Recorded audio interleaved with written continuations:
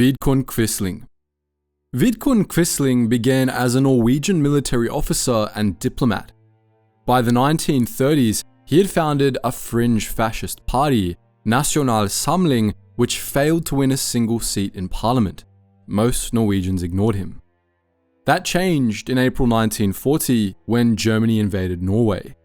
Seizing the chaos, Quisling declared himself prime minister over the radio, uninvited, unauthorized, and briefly ignored by everyone except the Germans. They later installed him as the head of a puppet government. For 5 years, he governed in name but answered to Berlin. His regime enforced Nazi policies, including anti-Semitic laws and the deportation of over 700 Jews. He dreamed of a fascist Norway rooted in Norse myth.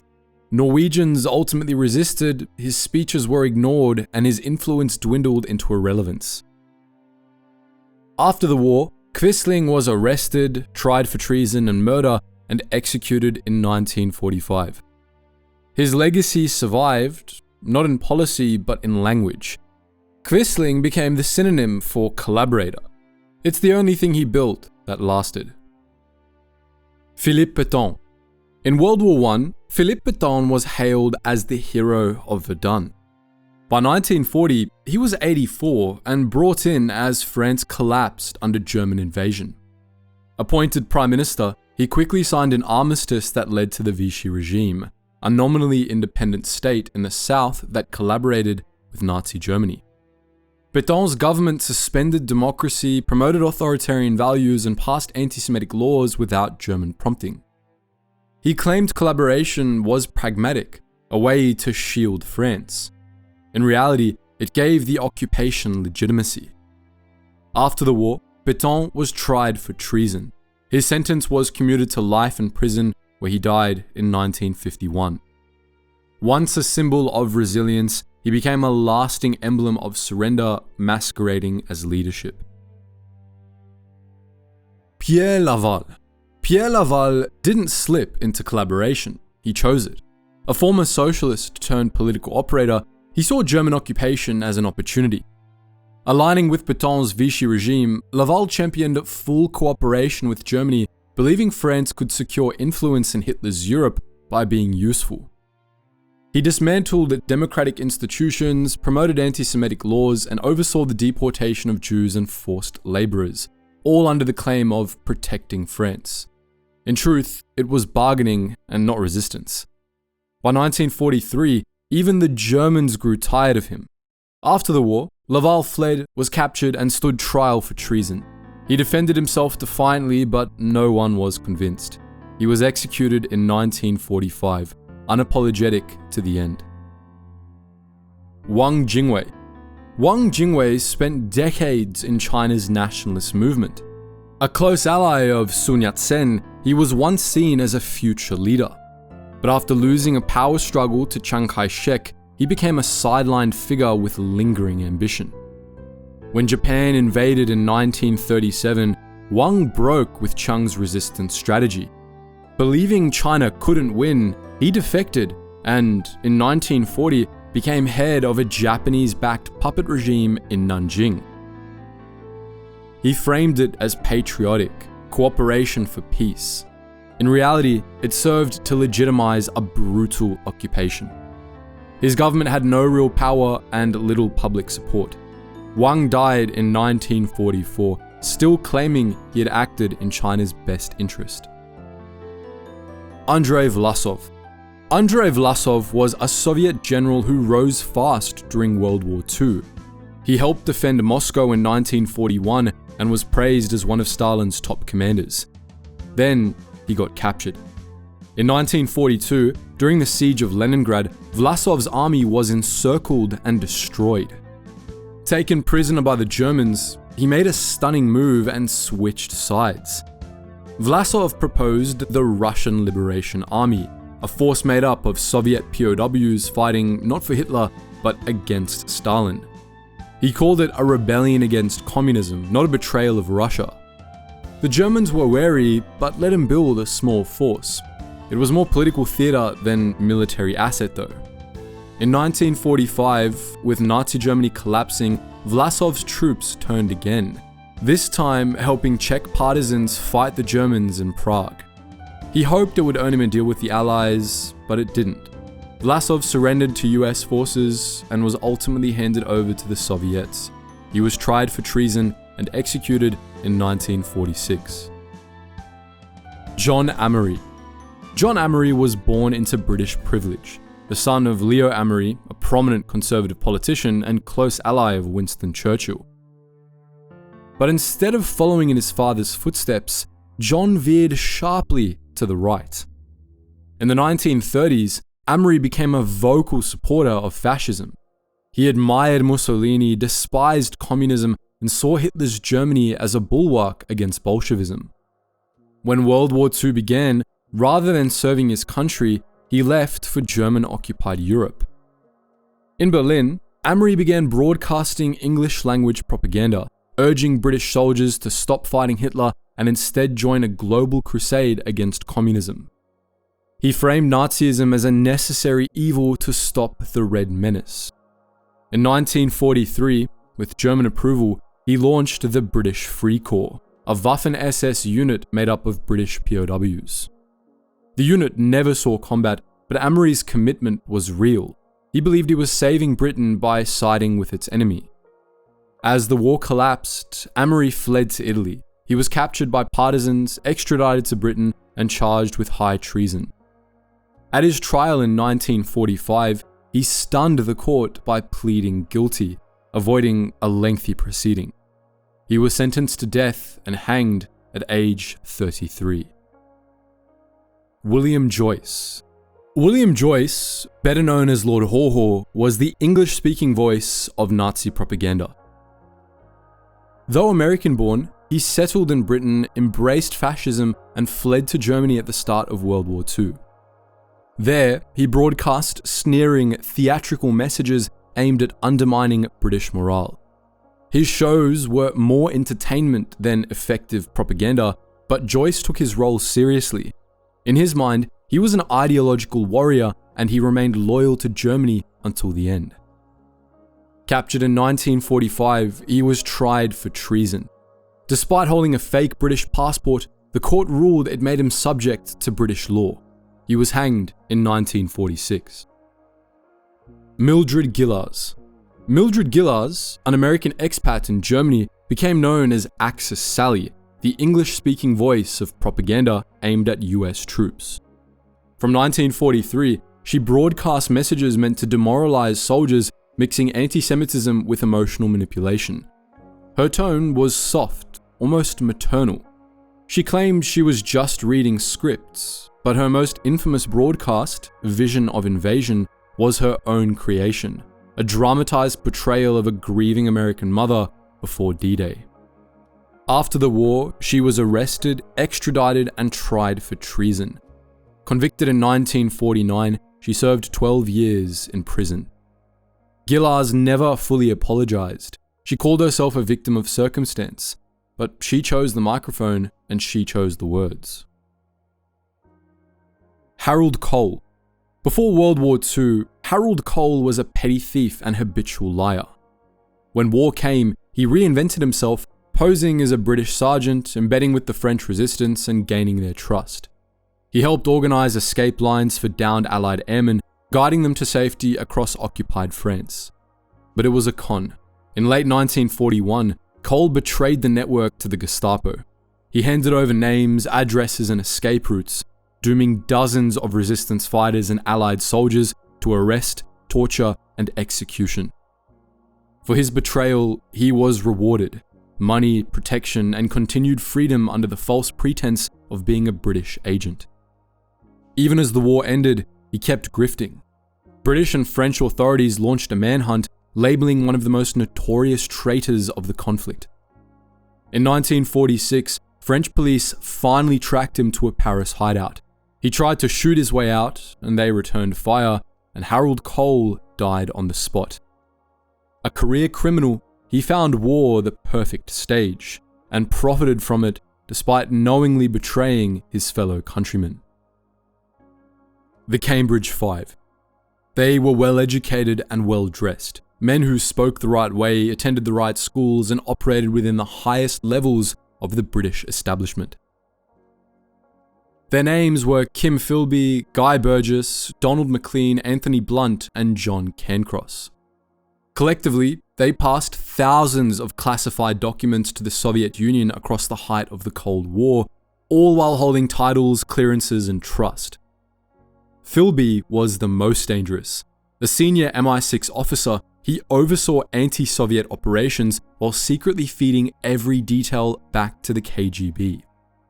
He would actively compromise missions and help identify Western agents, some of whom were executed. For years, he was the UK's liaison to the CIA. The Americans thought he was their man. Burgess was a different kind of threat, erratic, flamboyant, and sloppy, but still inside the Foreign Office. He had charm and connections, and the Soviets didn't mind the mess, because he still delivered. Maclean was more discreet. He worked on atomic policy and US-UK diplomatic relations. The Soviets learned what the West was thinking because Maclean told them. When the heat closed in, Burgess and Maclean vanished in 1951, fleeing to Moscow in a move that exposed the rot beneath the surface. Philby managed to deflect suspicion for another decade before finally defecting in 1963. Blunt, meanwhile, had already burrowed into the post-war establishment.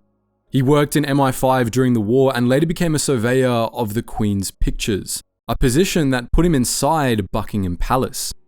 His espionage was revealed quietly and covered up until 1979, when the truth came out in Parliament. He had been giving secrets to the Soviets while advising royalty. Cairncross, the least famous, still passed high-value information from Bletchley Park and the Foreign Office. His leaks helped shape Soviet understanding of Allied nuclear planning. What made the Cambridge Five so dangerous was how ordinary they looked doing it. They were already inside. Loyalty to them was ideological and invisible. Britain didn't know what it had lost until it was far too late, and the Soviets didn't need spies in trench coats. They had Cambridge graduates. Klaus Fuchs.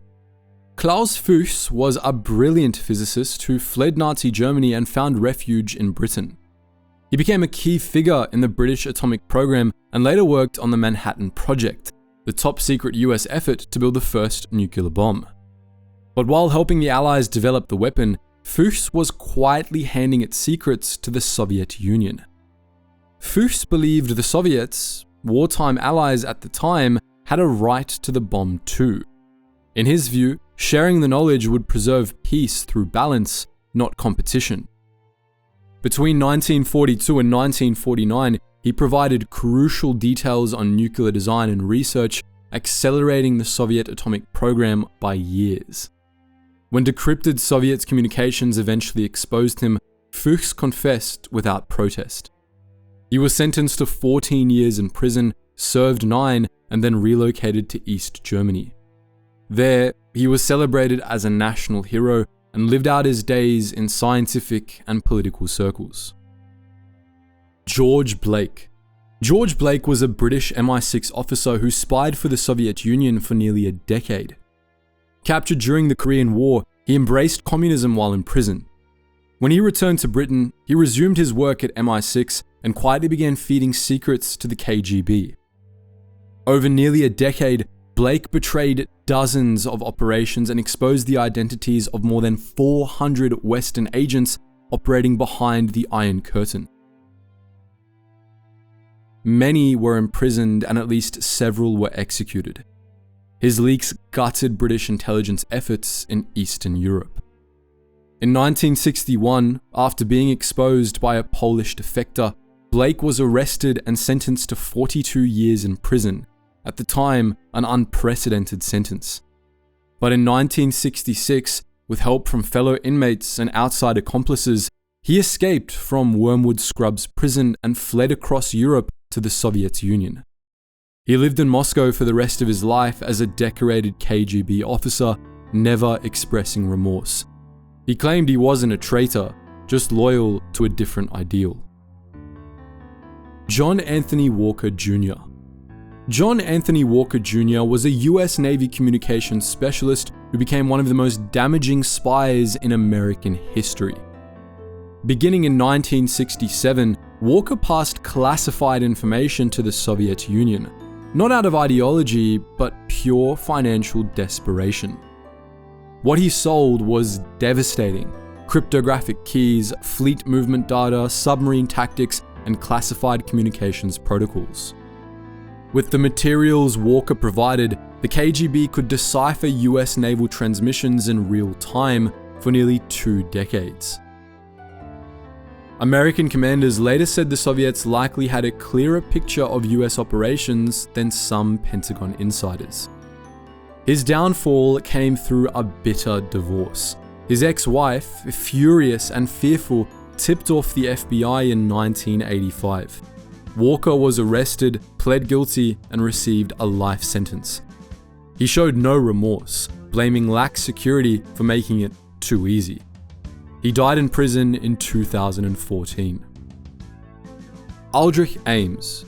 Aldrich Ames was supposed to protect secrets. As a senior CIA counterintelligence officer, he had access to some of the most sensitive operations the US was running against the Soviet Union. For nearly a decade, he used that access to betray his country for cash. Beginning in 1985, Ames walked into the Soviet embassy in Washington and offered them a list of American assets working inside the USSR. He received $50,000 up front. Over time, that total ballooned to more than $4 million, making him one of the most expensive traitors in American history. The damage was catastrophic. At least 10 CIA sources in the Soviet Union were identified, arrested, and executed. Others simply vanished. He wasn't subtle about it either. He paid off old debts, bought a Jaguar, and purchased a $500,000 house in cash on a government salary. And yet, internal security failed to flag him. He operated for nearly a decade before finally being caught in 1994. Ames confessed and was sentenced to life without parole. His wife received 5 years for helping launder the money.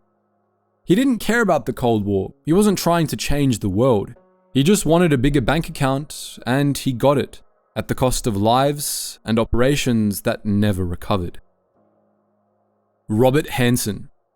Robert Hanssen was one of the FBI's most trusted counterintelligence agents and one of its most damaging traitors.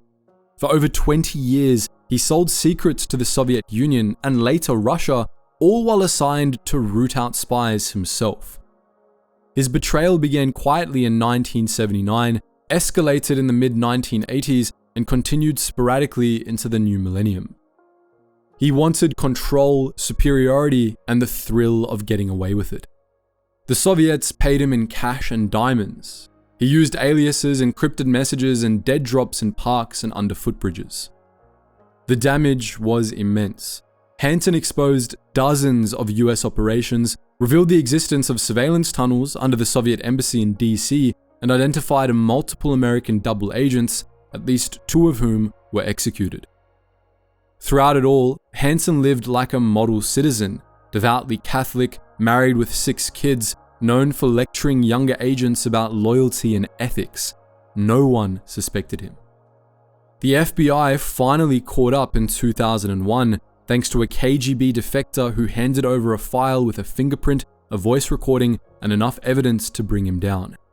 He was arrested in a Virginia park while making a dead drop. Hanssen pled guilty and received a life in prison. He died locked up in 2023. Ana Montes. Ana Montes was one of the US government's top Cuba analysts.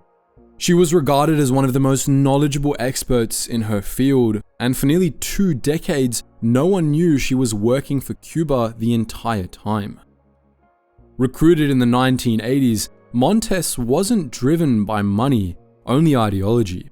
She believed the US was unjust toward Cuba and saw espionage as moral resistance. Inside the Defense Intelligence Agency, she quietly passed classified details to Havana, surveillance plans, military strategies, even war scenarios. She memorized data, typed it at home, and handed it off in person. In 2001, just days after 9/11, Montes was arrested. She confessed immediately, made no plea deal, and stood by her actions. "I obeyed my conscience rather than the law," she told the court. She was sentenced to 25 years, served 20, and was released in 2023. Montes remains one of America's most damaging and unusual spies. Oleg Penkovsky.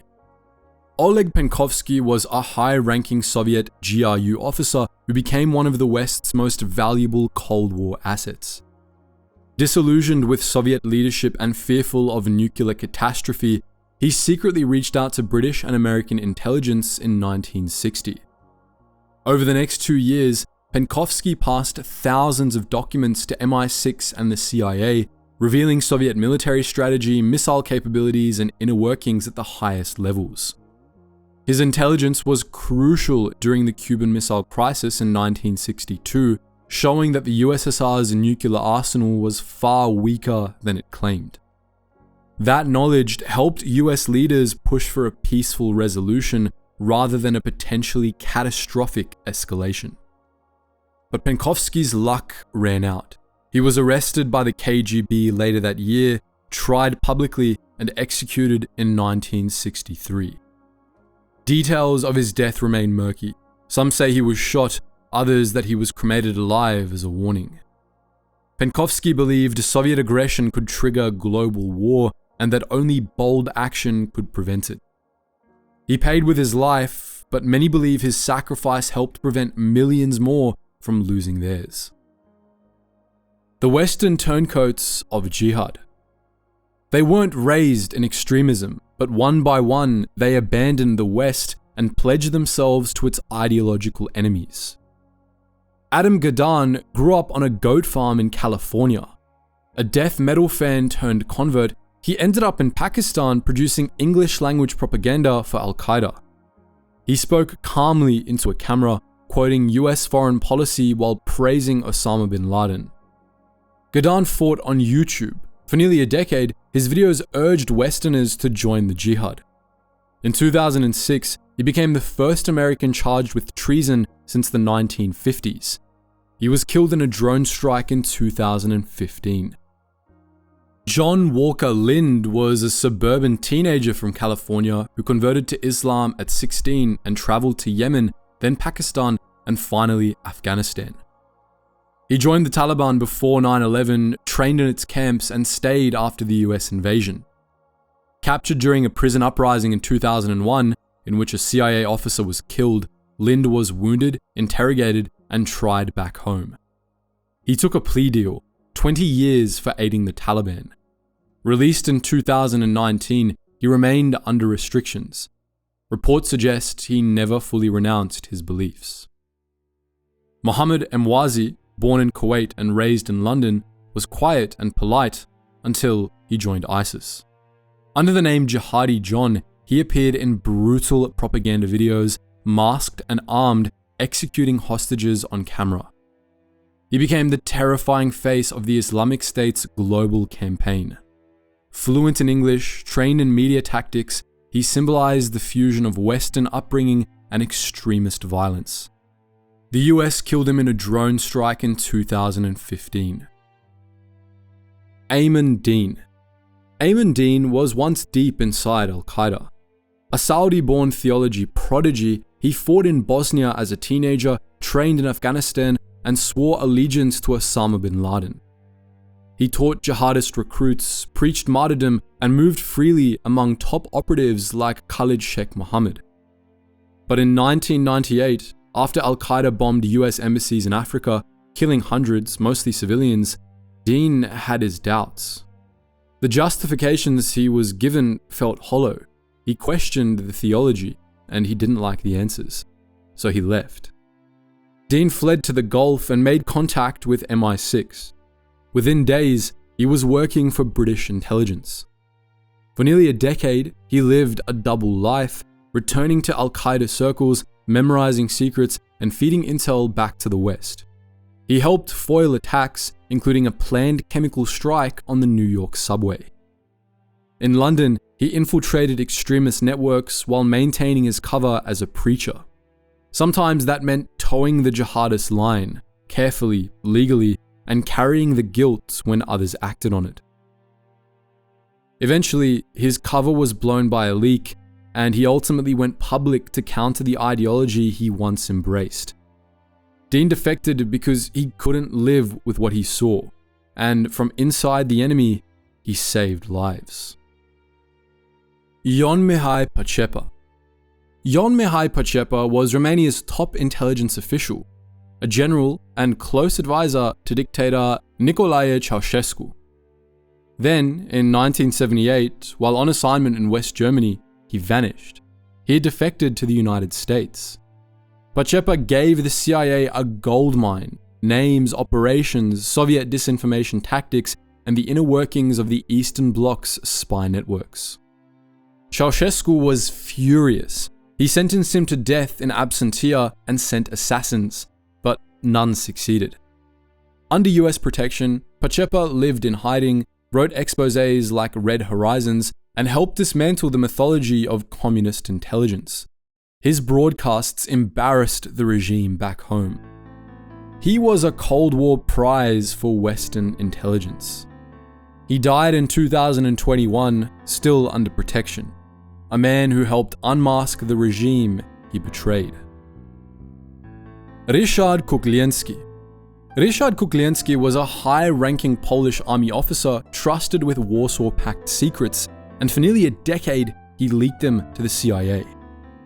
From 1972 to 1981, he smuggled over 35,000 pages of classified documents, Soviet war plans, missile targets, and martial law blueprints, among other things. His message was clear: if war broke out, Poland would be wiped off the map first. Disillusioned after the 1968 invasion of Czechoslovakia, Kukliński came to realize Poland had become a Soviet pawn. Spying for the US was his way of fighting back. In 1981, Kukliński and his family were secretly extracted by the CIA. The communist regime called him a traitor and sentenced him to death in absentia. He died in 2004 under protection. Oleg Gordievsky. Oleg Gordievsky was a KGB colonel and one of the West's most important spies during the Cold War. Fluent in English and trained in espionage, he seemed like a model Soviet officer. But after witnessing the 1968 invasion of Czechoslovakia and becoming disillusioned with communist ideology, he quietly made contact with British intelligence. In 1974, while stationed in Copenhagen, he began working for MI6. A decade later, he was posted to London as the Soviet Union's top intelligence officer in the UK. It was the perfect cover. From inside the Soviet embassy, Gordievsky passed along detailed reports on Kremlin thinking, military posturing, and fears of Western aggression. His insights helped British and American leaders understand how to de-escalate tensions and avoid nuclear miscalculation. In 1985, his double life caught up with him. The KGB, growing suspicious, abruptly recalled him to Moscow. Realizing he was being watched, Gordievsky activated an emergency signal. MI6 launched Operation Pimlico, an audacious plan that smuggled him out of the USSR via Finland in the trunk of a diplomatic car. The Soviets sentenced him to death in absentia, but he never returned to Russia. For decades, he lived under British protection, writing, speaking, and warning about the continued reach of Russian intelligence. Dmitri Polyakov. Dmitri Polyakov was a Soviet general, a decorated war veteran, and one of the most valuable spies the United States ever had. A senior officer in the GRU, the Soviet Military Intelligence Service, Polyakov began spying for the FBI in the early 1960s while posted in New York under diplomatic cover. He later shifted to the CIA, quietly providing top-tier intelligence for over 20 years. He never asked for large sums and turned down offers to defect. What drove him was a deep disillusionment with Soviet corruption and the belief that his country had strayed from its ideals. The death of his son, which he blamed on inadequate Soviet healthcare, hardened that resolve. Polyakov's information was strategic gold. He revealed how the Soviets trained their spies, how they viewed US policy, and how internal politics shaped military decisions. He also exposed KGB operations, helped the Americans navigate the Sino-Soviet split, and gave the CIA a clear picture of the Soviet command structure. He was so prolific, so trusted, that some in US intelligence doubted he could be real. But in the 1980s, two American moles, Aldrich Ames in the CIA and Robert Hanssen in the FBI, betrayed him. The KGB arrested Polyakov in 1986, and he was executed 2 years later. His death wasn't publicly acknowledged until after the fall of the USSR. Adolf Tolkachev. Adolf Tolkachev was a Soviet radar engineer who secretly passed cutting-edge military secrets to the CIA from 1979 to 1985. Fueled by rage over Stalin's crimes and hatred for the regime, he leaked thousands of documents on Soviet radar and missile tech, helping the US save billions and gain a major edge in electronic warfare. He wanted revenge, not asylum. His rewards were cash, banned books, and Led Zeppelin records. But in 1985, CIA mole Edward Lee Howard exposed him. Tolkachev was arrested, convicted of treason, and executed. He didn't defect, he stayed to inflict damage, and damage he did. Dieter Gerhardt. Dieter Gerhardt was a top South African naval officer who secretly passed NATO and South African military secrets to the Soviet Union for over 20 years. Stationed at Simonstown Naval Base, he leaked intelligence on naval strategy, nuclear programs, and Western operations, all while climbing the ranks of the apartheid-era military. He claimed he spied out of opposition to apartheid, though it's unclear how much was principle versus politics. His espionage went undetected until 1983, when US counterintelligence tipped off South Africa. He was arrested, sentenced to life for treason, and released in 1992 after apartheid fell. To some, he was a traitor, to others he was a political dissident. Either way, he was one of the Cold War's most damaging insider threats in Africa. No Kum-sok. On September 21st, 1953, just 2 months after the Korean War armistice, a lone North Korean MiG-15 suddenly appeared in South Korean airspace. It wasn't an attack, it was a defection. The pilot, 21-year-old No Kum-sok, landed the jet at a US airbase in South Korea without prior warning. He was unarmed, flying solo, and carrying one of the most sought-after pieces of Soviet hardware in the world. The MiG-15 had been the backbone of communist air power during the Korean War, but Western intelligence had never had the chance to study one up close until now. No's decision was personal. Raised under Japanese rule, hardened by war, and disillusioned with the brutal North Korean regime, he decided he'd rather take his chances in enemy territory than spend another day under Kim Il-sung. His arrival stunned both sides. The US quickly secured the aircraft, flew it to Okinawa for analysis, and extracted every bit of intelligence they could.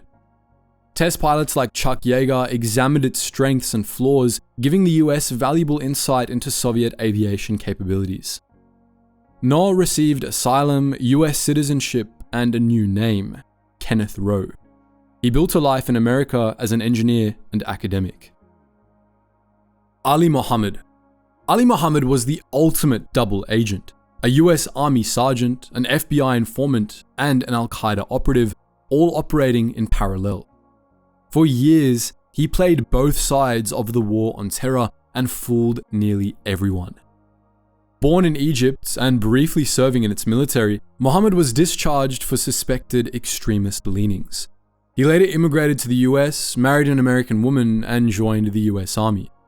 Stationed at Fort Bragg, he trained special forces in Middle Eastern tactics while quietly stealing manuals, procedures, and training techniques. Those materials would later be used to prepare Osama bin Laden's bodyguards and other Al-Qaeda recruits.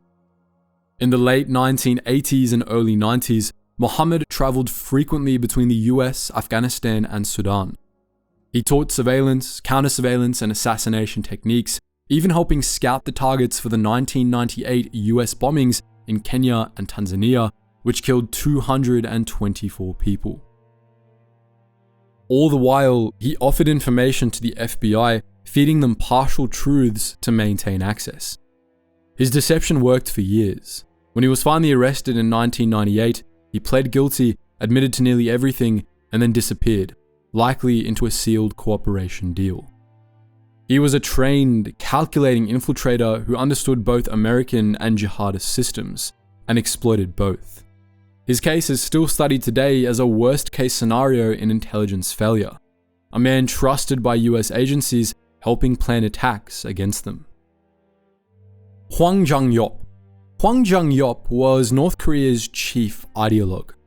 As the principal architect of Juche, the regime's official doctrine of self-reliance, Hwang helped shape the country's identity.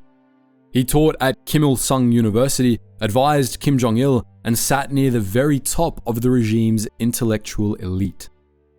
But in 1997, while on a trip to Beijing, he defected, the highest-ranking North Korean official to ever do so.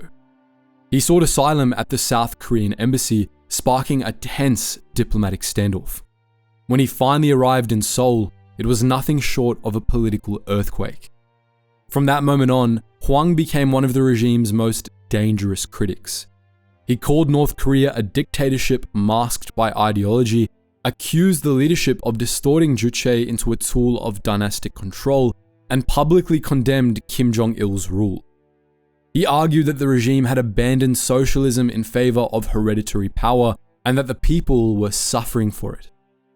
Pyongyang labeled him human scum and tried more than once to silence him. South Korea placed him under 24/7 protection. Assassination plots were uncovered, including one involving agents posing as defectors. Until his death in 2010, Hwang remained outspoken. He publicly rejected the very ideology he had helped create, striking at the core of the regime's identity. Thae Yong-ho. Thae Yong-ho was North Korea's deputy ambassador to the UK, polished, trusted, and deeply embedded in the regime's foreign operations. In 2016, he defected to South Korea with his family, shocking both Pyongyang and the diplomatic world. He was a high-level official with access to internal strategy and elite thinking, but he said he couldn't raise his sons under the dictatorship he served. Disillusioned with Kim Jong-un's rule, he chose to walk away. North Korea smeared him as human scum, once again, and accused him of crimes, their usual script for defectors. In the South, Thae became a prominent critic of the regime, and in 2020, the first defector elected to South Korea's National Assembly by district vote. Articulate, media-savvy, and fluent in the regime's inner language, Thae became a rare and dangerous kind of defector, one who knew how to speak and how to be heard. Viktor Belenko. In 1976, Soviet Air Force Lieutenant Viktor Belenko climbed into a MiG-25, one of the USSR's most advanced interceptors, and defected mid-flight. He flew low across the Sea of Japan, landed on a civilian airstrip in Hokkaido, and requested asylum. What he really delivered was a Cold War prize. The MiG-25 had terrified NATO planners. It was fast, high-flying, and largely unknown. Until Belenko brought one over, the West had never examined one intact. US engineers took it apart, studied every system, and quickly revised their assumptions. Yes, the MiG was fast, but its electronics were primitive, its construction crude, and its design geared more toward brute performance than finesse. The intelligence haul was enormous, as was the symbolism. A pilot trusted with a cutting-edge weapon had chosen to defect. Belenko was granted asylum in the US, where he received a new identity and started a civilian life. The Japanese eventually returned the disassembled MiG, but the damage to Soviet prestige had been done. Moscow claimed Belenko was mentally unstable, but Washington didn't care. They'd already gotten what they needed. Instead of defecting with a folder full of documents, he defected with the machine itself. In doing so, he gave the West insight, leverage, and a rare moment of clarity in the fog of Cold War aviation. Anyways guys, that does it for our major ideological traitors today. Make sure you let us know in the comment section below which traitor's story do you find the most interesting, and if we missed any other big ones. As always, thank you so much for watching, and I hope you learned something new.